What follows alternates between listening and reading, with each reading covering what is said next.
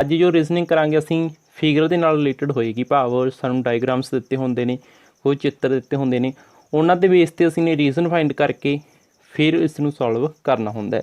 ਕਈ ਵਾਰ ਸਾਨੂੰ ਬਾਕਸ ਖਾਲੀ ਵੀ ਦੇ ਦਿੰਦੇ ਨੇ, ਕਈ ਵਾਰ ਉਹਦੀ ਥਾਂ 'ਤੇ ਕੁਐਸਚਨ ਚਿੰਨ੍ਹ ਦੇ ਦਿੰਦੇ ਨੇ। ਇਸ ਤਰੀਕੇ ਨਾਲ ਸਾਨੂੰ ਇਹਨਾਂ ਨੇ ਸਵਾਲ ਪੁੱਛਿਆ ਗਿਆ ਹੁੰਦਾ ਹੈ। ਸਭ ਤੋਂ ਪਹਿਲਾਂ ਅਸੀਂ ਸਟੇਟਮੈਂਟ ਪੜ੍ਹ ਲੈਂਦੇ ਹਾਂ। ਸਟੇਟਮੈਂਟ ਲਗਭਗ ਸੇਮ ਰਹੇ ਕਿ ਦਿੱਤੀ ਗਈ ਸਥਿਤੀ ਨੂੰ ਸਮਝੋ, ਭਾਵ ਜੋ ਸਾਨੂੰ ਇਹ ਡਿਸਟ ਦਿੱਤੇ ਹੋਏ ਨੇ ਜਿਸ ਬੇਸ 'ਤੇ ਇਹਨਾਂ ਨੂੰ ਸਮਝੋ ਅਤੇ ਤਰਕਸ਼ੀਲਤਾ ਨਾਲ ਖਾਲੀ ਡੱਬੇ ਵਿੱਚ ਢੁਕਵਾਂ ਵਿਕਲਪ ਭਰੋ। ਅਤੇ ਉਸ ਤੋਂ ਬਾਅਦ ਅਸੀਂ ਢੁਕਵਾਂ ਵਿਕਲਪ ਭਰ ਲੈਣਾ। 4 ਆਪਸ਼ਨ ਸਾਨੂੰ ਦਿੱਤੀਆਂ ਹੋਈਆਂ ਨੇ। ਸੋ ਇਹ ਜੋ ਬਾਕਸ ਦਿੱਤਾ ਹੋਇਆ ਦੇਖੋ ਜੀ, ਪਹਿਲਾਂ ਤੁਹਾਨੂੰ ਥੋੜ੍ਹਾ ਜਿਹਾ ਤਰੀਕਾ ਦੱਸ ਦਿੰਦੇ, ਉਸ ਤੋਂ ਬਾਅਦ ਅਸੀਂ ਕੁਐਸਚਨ ਸਟਾਰਟ ਕਰਾਂਗੇ। ਇਹ ਹੋ ਗਈ ਜੀ ਕਾਲਮ, ਠੀਕ ਹੈ। ਇਸ ਦੀਆਂ ਇਹ 3 ਕਾਲਮਾਂ ਨੇ ਅਤੇ ਇਹ ਰੋਜ਼ ਨੇ। ਇਹਨਾਂ ਦਾ ਜਿਹੜਾ ਤਰਕ ਬਣਾਇਆ ਗਿਆ ਹੁੰਦਾ, ਜਾਂ ਤਾਂ ਹੋ ਸਕਦਾ ਵੀ ਉਹ ਰੋਜ਼ ਦਾ ਬਣਾਇਆ ਗਿਆ ਹੋਵੇ, ਜਾਂ ਹੋ ਸਕਦਾ ਰੋਜ਼ ਦਾ ਬਣਾਇਆ ਗਿਆ ਹੋਵੇ, ਜਾਂ ਹੋ ਸਕਦਾ ਉਹ ਕਾਲਮ ਦਾ ਬਣਾਇਆ ਗਿਆ ਹੋਵੇ। ਭਾਵ ਉਹਨਾਂ ਦੇ ਵਿੱਚ ਇੱਕ ਸੰਬੰਧ ਬਣਾਇਆ ਗਿਆ ਹੁੰਦਾ। ਹੋ ਸਕਦਾ ਜੋੜ ਘਟਾ ਕਰਕੇ ਆਇਆ ਹੋਵੇ, ਹੋ ਸਕਦਾ ਗੁਣਾ ਕਰਕੇ ਜਾਂ ਭਾਗ ਕਰਕੇ ਆਇਆ ਹੋਵੇ, ਕਿਸੇ ਵੀ ਤਰੀਕੇ ਨਾਲ ਆਨਸਰ ਆਇਆ ਹੋ ਸਕਦਾ। ਸੋ ਉਹ ਉਹਨਾਂ ਅੱਖਰਾਂ ਨੂੰ ਅਸੀਂ ਧਿਆਨ ਨਾਲ ਸਮਝਣਾ ਹੈਗਾ, ਠੀਕ ਹੈ ਜੀ। ਉਸ ਤੋਂ ਬਾਅਦ ਹੀ ਅਸੀਂ ਨੇ ਆਨਸਰ ਪਤਾ ਕਰਨਾ ਹੋਇਆ ਕਰੇਗਾ। ਹਾਂਜੀ ਦੇਖੋ, ਇਹ ਡਾਇਗਰਾਮ ਨੂੰ ਅਸੀਂ ਸਮਝਦੇ ਹਾਂ। ਇਹਦੇ ਵਿੱਚ ਕੀ ਕੀਤਾ ਗਿਆ ਹੈ, 60 ਭਾਵ ਇਹ ਸਾਰੀ ਜਿਹੜੀ ਕਾਲਮ ਹੈ ਅਤੇ ਇਹ ਸਾਰੀ ਕਾਲਮ ਹੈ, ਭਾਵ ਇਹਨੂੰ 60 ਅਤੇ 7 ਨੂੰ ਗੁਣਾ ਕਰਕੇ ਆਇਆ 420, ਠੀਕ ਹੈ ਜੀ। ਉਸ ਤੋਂ ਬਾਅਦ 34 ਅਤੇ 2 ਨੂੰ ਗੁਣਾ ਕਰਕੇ ਬਣ ਗਿਆ 68।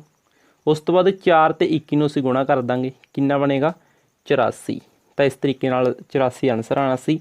ਆਪਸ਼ਨ ਦੇ ਵਿੱਚ 84 ਏ ਆਪਸ਼ਨ ਹੈ, ਤਾਂ ਏ ਆਪਸ਼ਨ ਸਾਡਾ ਰਾਈਟ ਆਨਸਰ ਹੋ ਜਾਵੇਗਾ। ਇਸ ਤਰੀਕੇ ਨਾਲ ਅਸੀਂ ਨੇ ਇਹ ਰੀਜ਼ਨਿੰਗ ਦੇ ਸਵਾਲ ਸੋਲਵ ਕਰਨੇ ਹੁੰਦੇ ਨੇ। ਬਹੁਤ ਜ਼ਿਆਦਾ ਸੌਖੀ ਇਹ ਫਿਗਰ ਵਾਲੀ ਰੀਜ਼ਨਿੰਗ, ਤਾਂ ਵੈਸੇ ਵਾਲੀ ਰੀਜ਼ਨਿੰਗ ਹੀ ਸੌਖੀ ਹੈ, ਨੋ ਪ੍ਰੋਬਲਮ। ਅਤੇ ਉਸ ਤੋਂ ਬਾਅਦ ਹੈ ਜੀ ਕਿ ਦਿੱਤੀ ਗਈ ਹੋਈ ਸਥਿਤੀ ਨੂੰ ਸਮਝੋ ਅਤੇ ਖਾਲੀ ਡੱਬੇ ਵਿੱਚ ਢੁਕਵਾਂ ਵਿਕਲਪ ਭਰੋ, ਠੀਕ ਹੈ ਜੀ। ਤਾਂ ਇਹਨੂੰ ਵੀ ਅਸੀਂ ਸਮਝਣ ਦੀ ਕੋਸ਼ਿਸ਼ ਕਰਦੇ ਹਾਂ, ਇਹਨਾਂ ਦਾ ਸੰਬੰਧ ਪਤਾ ਕਰਦੇ ਹਾਂ। ਦੇਖੋ 3 12 4 ਇਹਨਾਂ ਦਾ ਆਪਸ ਵਿੱਚ ਕੀ ਸੰਬੰਧ ਹੈ, ਅਤੇ ਇਹ ਸਾਰੀ ਕਾਲਮ ਦਾ ਇਸ ਤਰ੍ਹਾਂ ਕਾਲਮਾਂ ਦਾ ਆਪਸ ਵਿੱਚ ਸੰਬੰਧ ਹੈ। ਦੇਖੋ ਜੀ, ਇਹ ਸੰਬੰਧ ਹੋ ਸਕਦਾ ਕਿ 3 ਅਤੇ 4 ਨੂੰ ਗੁਣਾ ਕੀਤੀ 12 ਬਣ ਗਿਆ। ਇਸੇ ਤਰ੍ਹਾਂ 11 ਅਤੇ 11 ਨੂੰ ਗੁਣਾ ਕੀਤੀ 121 ਬਣ ਗਿਆ। ਅਤੇ ਅਸੀਂ 4 ਅਤੇ 9 ਨੂੰ ਗੁਣਾ ਕਰਾਂਗੇ, ਠੀਕ ਹੈ। 4 9 ਅਤੇ 4 ਨੂੰ ਗੁਣਾ ਕਰਨ 'ਤੇ ਬਣੇਗਾ 36। ਡੀ ਆਨਸਰ ਸਾਡਾ ਰਾਈਟ ਹੋ ਜਾਏਗਾ। ਇਸ ਤਰੀਕੇ ਨਾਲ ਅਸੀਂ ਇਹ ਭਰਨਾ ਸੀ। ਇਸ ਬਾਕਸ ਦੇ ਵਿੱਚ ਅਸੀਂ ਉੱਤਰ ਭਰ ਸਕਦੇ ਹਾਂ। ਹਾਂਜੀ, ਹੁਣ ਅਸੀਂ ਕਰਦੇ ਹਾਂ ਅਗਲਾ ਸਵਾਲ। ਅਗਲਾ ਸਵਾਲ ਹੈ ਜੀ 5 28 ਅਤੇ 3। ਅਸੀਂ ਪਹਿਲਾਂ ਤਾਂ ਇਹਨਾਂ ਸੰਬੰਧ ਫਾਈਂਡ ਆਊਟ ਕਰਾਂਗੇ। ਦੇਖੋ ਜੀ, ਅਸੀਂ ਇਹਨਾਂ ਦਾ ਸੰਬੰਧ ਕਰ ਸਕਦੇ ਹਾਂ। ਦੇਖੋ ਇੱਥੇ ਇਹ ਕੀਤਾ ਗਿਆ 5 ਦੀ ਘਾਤ 2 ਕੀਤੀ ਗਈ ਹੈ, ਅਤੇ ਇਹਦੇ ਵਿੱਚ ਇਹ ਕਾਲਮ ਵਾਲਾ ਅੱਖਰ ਜੋੜਿਆ ਗਿਆ 5 ਦੀ ਘਾਤ 2 ਕਰਕੇ, ਭਾਵ 5 ਦਾ ਵਰਗ 25 ਦੇ ਵਿੱਚ 3 ਜੋੜਤਾ ਤਾਂ ਕਿੰਨਾ ਬਣ ਗਿਆ 28। ਇਸੇ ਤਰ੍ਹਾਂ ਇੱਥੇ ਕਰਦੇ ਹਾਂ ਅਸੀਂ 11 ਦਾ ਵਰਗ ਕਿੰਨਾ ਹੁੰਦਾ 121, ਅਤੇ 4 ਇਹਨਾਂ ਨੇ ਜੋੜੇ ਨੇ, ਕਿੰਨਾ ਬਣ ਗਿਆ 125। ਵਿਚਕਾਰ ਇਹਨਾਂ ਨੇ ਕਿੰਨਾ ਲਿਖ ਰਿਹਾ 125। ਇਹੀ ਤਰੀਕਾ ਅਸੀਂ ਇੱਥੇ ਵਰਤਾਂਗੇ। 9 ਦਾ ਵਰਗ ਕਿੰਨਾ ਹੁੰਦਾ 81, ਤਾਂ 81 ਦੇ ਵਿੱਚ ਅਸੀਂ 11 ਐਡ ਕਰ ਦਾਂਗੇ, ਤਾਂ ਸਾਡਾ ਆਨਸਰ ਕਿੰਨਾ ਆਏਗਾ 92। ਤਾਂ ਸੀ ਆਪਸ਼ਨ ਸਾਡਾ ਰਾਈਟ ਆਨਸਰ ਹੋ ਜਾਵੇਗਾ। ਇਸ ਤਰੀਕੇ ਨਾਲ ਅਸੀਂ ਨੇ ਇਹ ਹੱਲ ਕਰਨਾ ਸੀ। ਉਸ ਤੋਂ ਬਾਅਦ ਅਸੀਂ ਕਰਦੇ ਹਾਂ ਜੀ ਅਗਲਾ ਸਵਾਲ। ਅਗਲਾ ਸਵਾਲ ਸਾਨੂੰ ਕੁਛ ਇਸ ਤਰੀਕੇ ਨਾਲ ਦਿੱਤਾ ਗਿਆ ਹੈ 41 43 4 47 53 36 34 ਡੈਸ਼ ਅਤੇ 9। ਇਹ ਕੁਝ ਬਾਕਸ ਦਿੱਤੇ ਹੋਏ ਨੇ। ਸੋ ਇਹਦੇ ਵਿੱਚ ਅਸੀਂ ਸੰਬੰਧ ਫਾਈਂਡ ਕਰਨ ਦੀ ਕੋਸ਼ਿਸ਼ ਕਰੋ। ਰੀਜ਼ਨ ਫਾਈਂਡ ਕਰਨਾ ਸਭ ਤੋਂ ਪਹਿਲਾਂ ਅਸੀਂ ਨੇ, ਤਾਂ ਇਹਦਾ ਰੀਜ਼ਨ ਕੀ ਹੋ ਸਕਦਾ ਅਸੀਂ ਫਾਈਂਡ ਕਰਾਂਗੇ ਜੀ। ਦੇਖੋ ਇਹਦਾ ਇਹਨਾਂ ਨੇ ਇੱਥੇ ਇਹ ਤਰਕ ਲਗਾਇਆ ਗਿਆ ਕਿ 41 ਦੇਖੋ 43 ਦੇ ਵਿੱਚੋਂ ਇਹਨਾਂ ਨੇ 43 ਦੇ ਵਿੱਚੋਂ ਇਹਨਾਂ ਨੇ ਕੱਢਿਆ 41, ਤਾਂ ਪਿੱਛੇ ਕਿੰਨਾ ਬਚਦਾ 2। ਭਾਵ ਜਿਹੜਾ ਇਹ 4 ਹੈ, 4 ਦਾ ਵਰਗਮੂਲ ਕਿੰਨਾ ਹੁੰਦਾ 2, ਠੀਕ ਹੈ। ਜਾਂ ਐਂ ਕਹਿ ਲਓ, ਭਾਵ ਅਸੀਂ ਇਹ ਕਹਿ ਸਕਦੇ ਵੀ ਇਹ ਸਾਰੀ ਜਿਹੜੀ ਕਾਲਮ ਹੈ ਇਹਦੇ ਵਿੱਚੋਂ ਘਟਾ ਕੀਤਾ ਇਹਦਾ ਵਰਗਮੂਲ, ਠੀਕ ਹੈ ਜੀ। ਇਹ ਭਾਵ ਹੈ। ਭਾਵ 43 ਦੇ ਵਿੱਚੋਂ ਕਿੰਨਾ ਕੱਢਿਆ ਇਹਨਾਂ ਨੇ 4 ਦਾ ਵਰਗਮੂਲ 2। ਇਸੇ ਤਰ੍ਹਾਂ 53 ਸੀ, ਠੀਕ ਹੈ ਜੀ। ਇਹਦੇ ਵਿੱਚੋਂ ਘਟਾਇਆ ਇਹਨਾਂ ਨੇ ਇਹਦਾ ਵਰਗਮੂਲ ਕਿੰਨਾ ਹੋਏਗਾ 6, ਤਾਂ ਇਹਦੇ ਵਿੱਚੋਂ ਕੱਢਤਾ ਤਾਂ ਪਿੱਛੇ ਬਚ ਗਿਆ 47, ਠੀਕ ਹੈ ਜੀ। ਇਸ ਤਰ੍ਹਾਂ ਅਤੇ ਅਸੀਂ ਉਲਟ ਵੀ ਕਹਿ ਸਕਦੇ ਹਾਂ, ਠੀਕ ਹੈ। ਕਿਵੇਂ ਦੇਖੋ, ਇਸ ਤਰ੍ਹਾਂ ਵੀ ਕਹਿ ਸਕਦੇ ਅਸੀਂ ਕਿ ਇਹਦੇ ਵਿੱਚ ਐਡ ਕਰਤਾ, ਇਹ ਵੀ ਕਹਿ ਸਕਦੇ ਹਾਂ, ਨੋ ਪ੍ਰੋਬਲਮ। ਭਾਵ ਅਸੀਂ ਇਹ ਵੀ ਕਹਿ ਸਕਦੇ ਹਾਂ ਵੀ 36 ਦਾ ਵਰਗਮੂਲ ਕਿੰਨਾ ਹੋਏਗਾ 6, ਭਾਵ 47 ਦੇ ਵਿੱਚ 6 ਜੋੜਤੇ, ਕਿਉਂਕਿ ਸਾਨੂੰ ਇਹ ਵਿਚਕਾਰ ਵਾਲੀ ਟਰਮ ਤਾਂ ਅਸੀਂ ਪਤਾ ਕਰਨੀ ਹੈ। ਤਾਂ 9 ਦਾ ਵਰਗਮੂਲ ਕਿੰਨਾ ਹੋਏਗਾ 3, ਤਾਂ ਇਹ ਜੋੜ ਦਾਂਗੇ ਕਾਹਦੇ ਵਿੱਚ ਇਹਦੇ ਵਿੱਚ 34 ਦੇ ਵਿੱਚ, ਤਾਂ ਇਹ ਕਿੰਨਾ ਬਣੇਗਾ,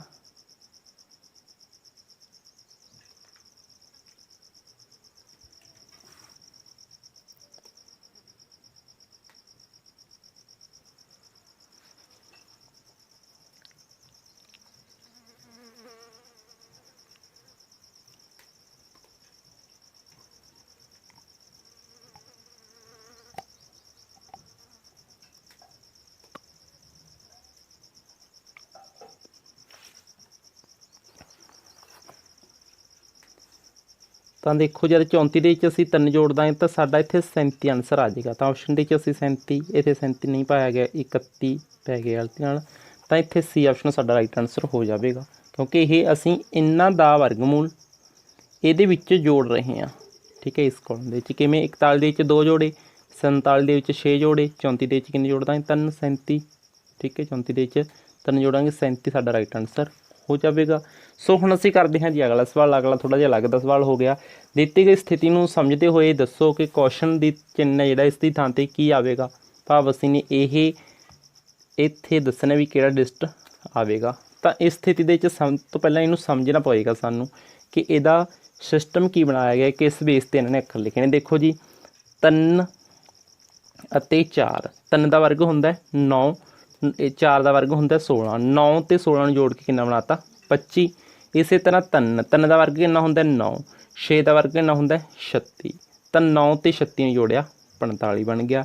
ਇਸ ਸਥਿਤੀ ਦੇ ਵਿੱਚ ਠੀਕ ਇਸ ਤਰੀਕੇ ਨਾਲ ਹੀ ਹੁਣ ਅਸੀਂ ਕੀ ਕਰਾਂਗੇ, 4 ਦਾ ਵਰਗ ਕਿੰਨਾ ਹੁੰਦਾ 16 ਅਤੇ 36 ਦਾ ਵਰਗ 6 ਦਾ ਵਰਗ ਕਿੰਨਾ ਹੁੰਦਾ 36, ਤਾਂ 36 ਅਤੇ 16 ਨੂੰ ਅਸੀਂ ਜੋੜ ਦਾਂਗੇ ਤਾਂ ਉਸ ਸਥਿਤੀ ਵਿੱਚ ਸਾਡਾ ਆਨਸਰ ਬਣੇਗਾ 52।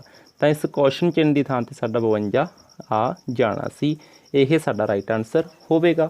ਸੋ ਬੜੇ ਈਜ਼ੀ ਨੇ, ਇਸ ਬੇਸ 'ਤੇ ਤੁਸੀਂ ਇਹ ਸਵਾਲ ਹੱਲ ਕਰ ਸਕਦੇ ਹੋ। ਹੁਣ ਅਸੀਂ ਕਰਦੇ ਹਾਂ ਜੀ ਅਗਲਾ ਸਵਾਲ। ਅਗਲਾ ਸਵਾਲ ਸਟਾਰਟ ਕਰਨ ਤੋਂ ਪਹਿਲਾਂ ਅਸੀਂ ਤੁਹਾਨੂੰ ਬੇਨਤੀ ਕਰਨੀ ਚਾਹਾਂਗੇ ਕਿ ਸਾਡਾ ਜੋ ਟੈਲੀਗ੍ਰਾਮ ਗਰੁੱਪ ਹੈ ਉਸ ਨੂੰ ਜੁਆਇਨ ਕਰ ਲਓ, ਕਿਉਂਕਿ ਇਹ PDF ਅਸੀਂ ਉੱਥੇ ਤੁਹਾਨੂੰ ਸ਼ੇਅਰ ਕਰ ਦੇਵਾਂਗੇ, ਤੁਸੀਂ ਉੱਥੇ ਤੋਂ ਇਹਨਾਂ ਦੀ ਦੁਬਾਰਾ ਰਿਵੀਜ਼ਨ ਕਰ ਸਕੋਗੇ। ਠੀਕ ਹੈ ਜੀ, ਟੈਲੀਗ੍ਰਾਮ ਗਰੁੱਪ ਦਾ ਲਿੰਕ ਤੁਹਾਨੂੰ ਡਿਸਕ੍ਰਿਪਸ਼ਨ ਦੇ ਵਿੱਚ ਦੇ ਦਾਂਗਾ, ਅਦਰਵਾਈਜ਼ ਸਰਚ ਵੀ ਕਰਕੇ ਤੁਸੀਂ ਜਾ ਸਕਦੇ ਹੋ। ਦਿੱਤੀ ਗਈ ਸਥਿਤੀ ਨੂੰ ਸਮਝੋ। ਅਗਲਾ ਸਵਾਲ ਹੈ ਕਿ ਕੁਐਸਚਨ ਚਿੰਨ੍ਹ ਦੀ ਥਾਂ ਕੀ ਆਵੇਗਾ।